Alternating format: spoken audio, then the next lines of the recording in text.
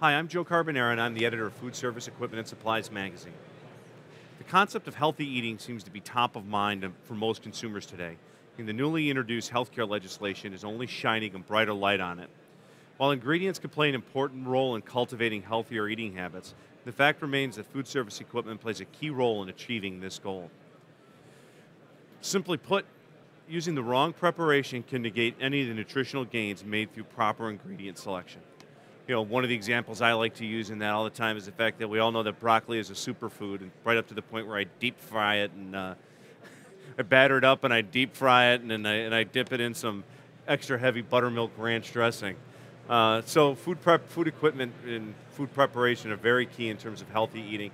Another segment of the food service industry that I think is playing a very key and important role in the evolution of healthy eating is the healthcare food service segment. I think healthcare plays a key role in it in so many different levels. When you're taking care of patients, they need to be able to eat and get their strength up and get back. And healthcare is feeding so many more people now than they used to. It's not just tray service and room service like we talked about previously. The majority they feed a lot of visitors onto their campus every day. So with that in mind, I've asked two food service professionals here from the healthcare industry to join me today. Sitting immediately to my right is Denisa Kate. She is Director of Food and Nutrition Services for the Henry County Medical Center in Paris, Tennessee. Denisa is also President of the Association for Healthcare Food Service. And for those of you that are not familiar with that, AHF is a trade association for healthcare food service operators, self-operated healthcare food service operators. And sitting to her right is Chris Schroeder. Chris is Director of Nutritional Services at Swedish Medical Center in Seattle.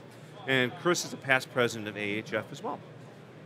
Good afternoon. Thanks for being with us. Good afternoon. Thank Thanks you for having us.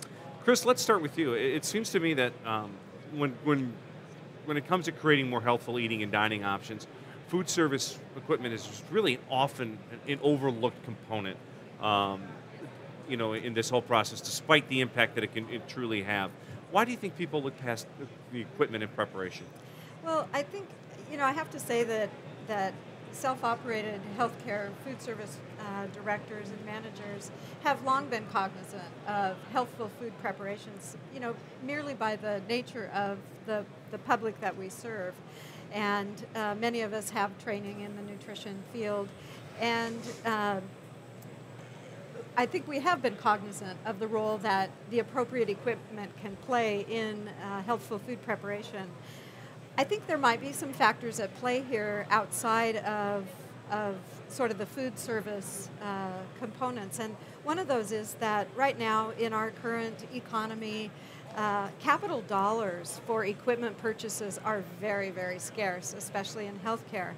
So our opportunities to really experiment with new equipment or to bring in new equipment kind of fall into two categories. One is when we simply have to replace a piece of equipment that is beyond its useful life or has failed in some way.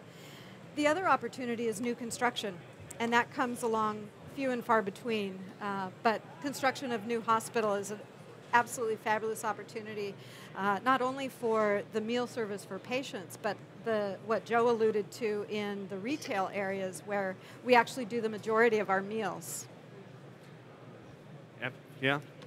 What role, Denisa, in your opinion, what role does food service equipment play in helping you create and serve more healthful dining options to your customers?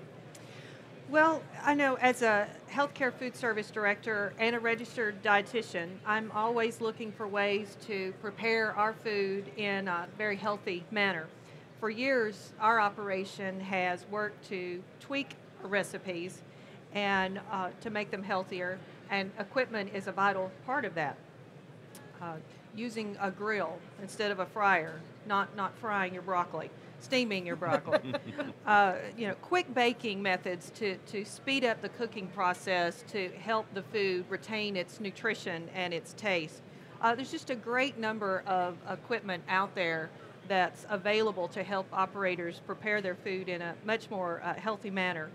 And I know attending vendor shows like NAFM and AHF and others, it's a great way to learn what equipment is out there, talk directly with the manufacturing experts to get ideas on healthy cooking methods.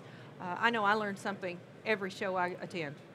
Yeah, and there's no shortage of opportunity to learn at events like these and to network. And there's, in addition, I think, to the technical expertise that you see in the booths and on display with the equipment, I think one of the things that's great is that you get to share some experiential knowledge with each other. You bump into people in the aisles. The shows will tend to have a nice level of technical expertise in their booths, which I think is a real good thing as well.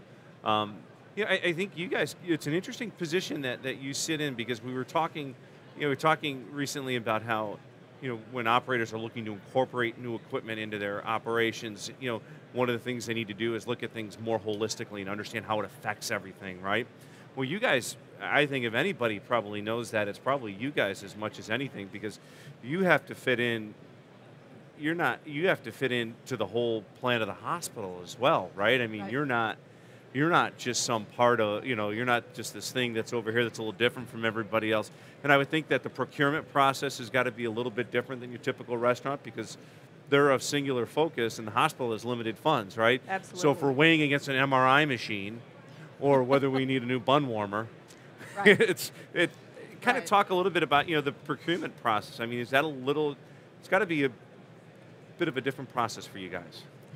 Well, I would say that, certainly you brought up the MRI, and when we request our capital for our food and nutrition departments, oftentimes we're aced out by things that are much more directly related to diagnostics and those kinds of things. And, that bun warmer just isn't nearly as sexy as the Da Vinci robot that can assist with surgery.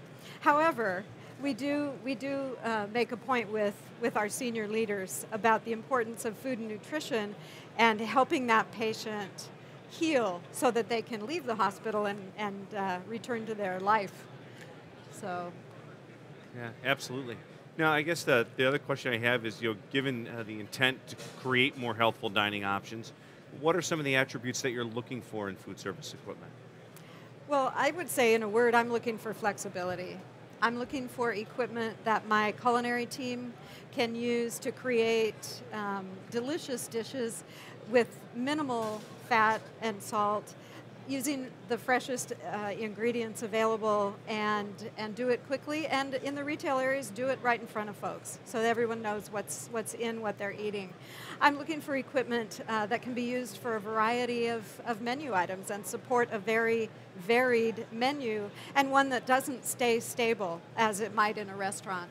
I'm also looking for versatility in my cooking line, and looking for not only the power, but the rest of the infrastructure of that cooking line to give me the capability to have a variety of mobile equipment that can be interchanged as menu changes, Sure. as consumer demand changes. And so I'm really looking for flexibility and versatility to support my menu variety. One thing I'll add too is due to the nature of our meal delivery needs in healthcare, we also look for equipment that will hold our food at temperatures that we just within a certain range, and while it's holding that food, it needs to not deter from its nutritional value and obviously taste. A couple other things that I look for when I'm making equipment purchasing decisions are efficiency and cost effectiveness, ease of use and cleaning, and then of course it's economical use of natural resources. And don't forget that ROI. ROI, that's certainly becoming more and more prevalent. Well, with that, Denisa, Chris, I'd like to thank you for your time here today. Thank you. It's certainly been very informative, and I know our viewers got something out of this. So I appreciate you taking your time today, and thank you very much. Thank you Thank so you. much.